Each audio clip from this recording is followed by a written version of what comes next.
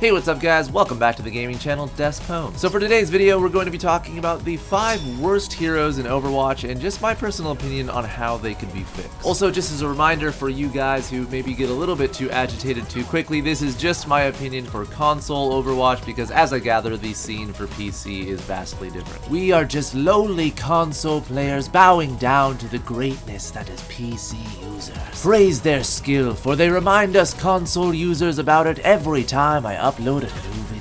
So the first hero on this list is Ana, and while we were all beyond excited to see an old woman shoot people in the face and make people feel bad for hurting her— Ow, Sonny, why would you hit an elder? Oh my god, I'm so sorry. Just kidding, fucker. Taste some justice. I think I can speak for everyone on console when I say that when we finally got her, she was just super underwhelming. Seeing as how the accuracy on console is much harder than on PC, healing and damage while as Ana is just really unreliable. When you see an Ana on your team, you're not excited or thrilled about it, you just kind of feel bad, like, man, I hope she doesn't break her artificial hip. I won't. Ow, my blood hurts. So how I personally fix her for console is a few things. Her sleep dart, while being super useful, is a lot of the times unreliable. So that said, if her sleep dart operated on a targeting system, sort of like Zenyatta's orbs, and was able to place them on people even if you're not really aiming at them, and while this would be super powerful, I also think putting a range on that ability would be the best way to make it not overpowered.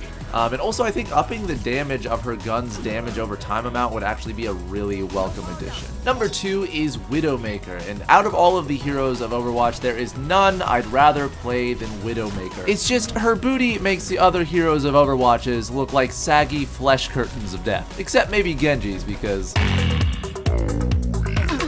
And while I gather playing Widowmaker is everything you'd want it to be and more on PC, sadly on console she's rarely ever seen in matches. Like, I used to play her a ton to counter Bastions, Torbjorns, and tank heroes well, but since they nerfed her body damage and playing on console is like watching someone with Parkinson's trying to perform surgery, she's just become completely impractical. So how I'd fix her in this situation is simple: boost her damage output to body shots. I'm not talking like instant kill everything she hits, but seriously, hitting someone at all as Widowmaker when they're moving is hard enough. You're really gonna make me shoot them again or more? Her assault rifle, I feel, does do enough decent damage when you use it in close ranges, but I think maybe upping the amount of bullets in a clip would help her consistency as well, but also possibly making the range of her grappling hook longer. And I know that sounds insane, but if you think about it, like, a lot of heroes have a quick getaway to get out of a situation. Reaper has Wraith form, Tracer has 2 abilities basically to get her out of situations. So in that regard, I really don't think that it'd be game-breaking to allow Widowmaker a possible better fighting chance to escape from danger. Also, she needs a skin with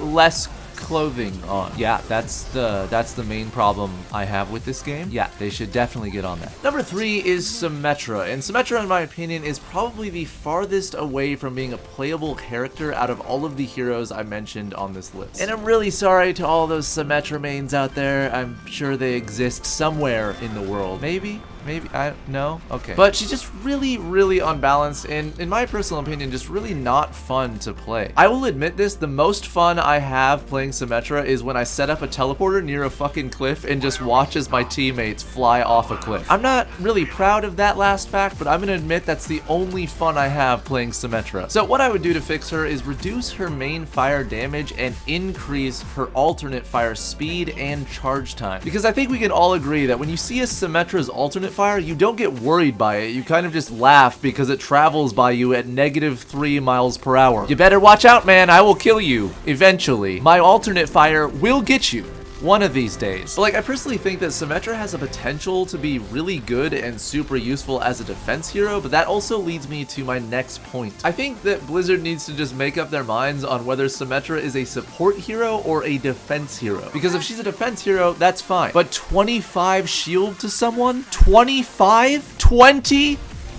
What the fuck is that? Literally any ability would be better than giving someone 25 fucking shield. Press right trigger to give a mean look to the enemy team. Would be better than that. Oh god, guys, that Symetra gave me a really mean look. We should not go fuck with her. So if they want to make her a decent support hero, then allow her to heal. Get rid of the shield thing. That's more of a defense ability anyway. If she was able to heal with her like wet noodle gun, or maybe instantly recover 50 health with an ability that cooled down every like 5 to 8 seconds, that would be cool. cool, but Symetra, in my current opinion, is just unplayable. Number 4 is Farah, and I feel like out of all of the heroes that I've mentioned on this list, Farah is probably the easiest one to fix. Blizzard has nerfed Farah's damage output in the past, which I think is a definite step in the right direction, but I think her playstyle in general just really needs work. So I think the best thing that they could do that would be super easy is just lessen her damage output even more, but allow her secondary ability to deal damage as well as push people back. And if that's too OP, I think allowing Farah to have a secondary fire would just make her playstyle so much more fun. Like if she had a burst shot of some kind or a target lock ability maybe that after a few consecutive seconds of hovering over an enemy, it would like allow your next rocket to be a homing missile of sorts. Like that would be so much fun. Just thinking about it, why doesn't she have that? Like it might sound super powerful or super cheap, but in my head it's really no cheaper than Torbjorn or any other fucking hero that doesn't have to aim. In my opinion, it's not that Farah isn't fun, because it's totally fun to just fly up in the sky and shoot bitches all day long, but like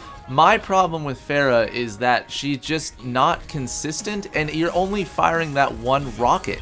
It's like there's not really super fun things to do with Farah, so I just feel like if they allowed her a little bit more depth to her character, it would be a lot more fun to play her. And finally, number 5 on the list is Torbjorn. So Torbjorn to many people is the cancer that is the exact definition of why this list exists. Torbjorn, since the beginning of this game, has been the biggest sack of shit for people to deal with on console. The way I like to think about it is each time that a Torbjorn lays a turret, that's basically another player on their team that doesn't miss and doesn't have to fucking aim. Most people know and have seen games where literally Torbjorn has been dead but still gets play of the game. And why? Because of his shit cunt turrets. So it's not so much that I hate Torbjorn as a character as it is that I hate his turrets. Build them up, destroy the whole team, LOL. So my thoughts on how to fix this for console is a combination of things. One, make his turrets range not so fucking far. Like, Jesus Christ, if a sniper